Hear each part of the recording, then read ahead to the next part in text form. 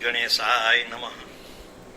શ્રીમદ ભગવદ્ ગીતાનો આ છે પ્રથમ અધ્યાય. અર્જુન વિષાદ યોગ.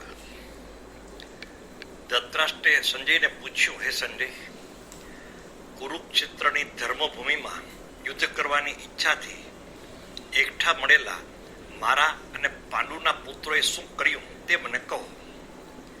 સંજયે ધૃતરાષ્ટ્રને ઉદ્દેશીને કહ્યું, હે રાજન, પાંડવોની સેનાને વ્યૂહમાં ગોઠવાયેલી જોઈ અને દુર્યોધન ગુરુ દ્રોણાચાર્ય પાસે જઈ અને કહેવા લાગ્યો, હે ગુરુવર્ય, પાંડવોની વિશાળ સેનાને તમે જુઓ, જેની વ્યૂહરચના આપના બુદ્ધિમાન શિષ્ય ધૃષ્ટદ્યુમ્ને કરી છે.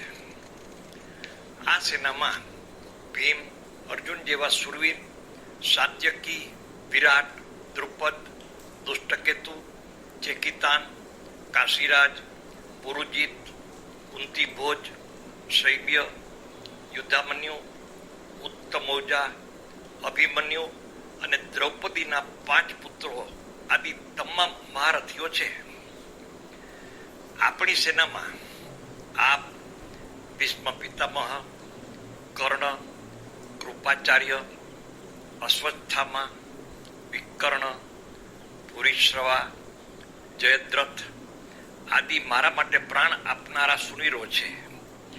ભીમથી રક્ષાયેલી પાંડવોની સેના કરતા આપણી સેના અપર્યાપ્ત છે.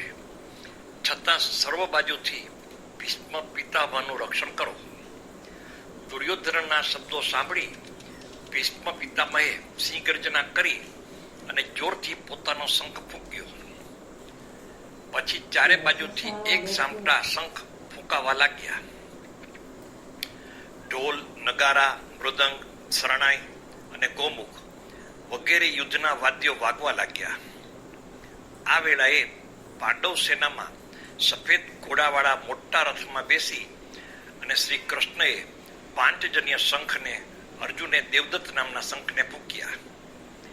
ભીમે પૌંડ્ર, યુધિષ્ઠિરે અનંત વિજય, નકુલે સુઘોષ અને સહદેવે મણિપુષ્પક તેમજ કાશીરાજે શિખંડીએ અને ધૃષ્ટદ્યુમ્ને, વિરાટે, સાત્યકીએ, દ્રુપદે અને દ્રૌપદીના પુત્રોએ, અભિમન્યુએ પોતપોતાના શંખો ફૂંક્યા.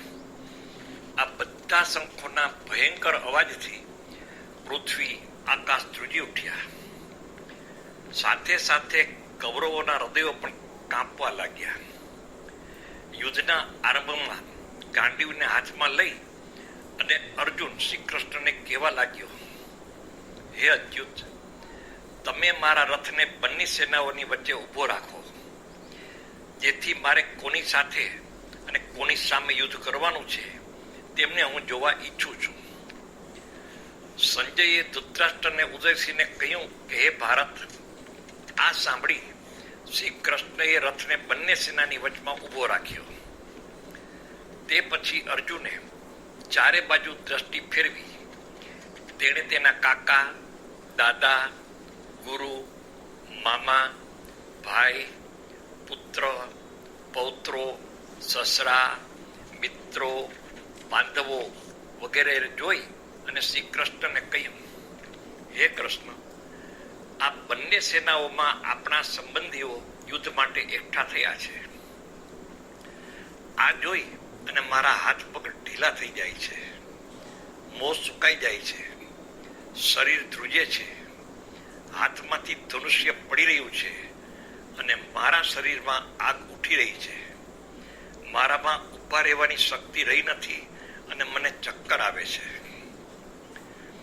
આ બધાને મારી અને મને શું લાભ થવાનો છે? મારે વિજય જોઈતો નથી. રાજ્ય લઈ અને અમે શું કરશું? જેના માટે રાજ્ય જોઈએ છે તે લોકો પ્રાણ અને ધનની આશા છોડી અને મરવા માટે ઊભા છે. આમાં ગુરુ, કાકા, દાદા, મામા, સસરા, પુત્ર, પૌત્ર, શાળા અને સંબંધીઓ છે. આ લોકો મને ભલે મારી નાખે, પરંતુ હું તેમને મારવા ઈચ્છતો નથી. હું સ્વર્ગ, મૃત્યુ કે પાતાળ માટે પણ તેમને મારવા ઈચ્છતો નથી. હે જનાર્દન, ધૃતરાષ્ટ્રના પુત્રોને મારી નાખવાથી મને શું આનંદ મળે?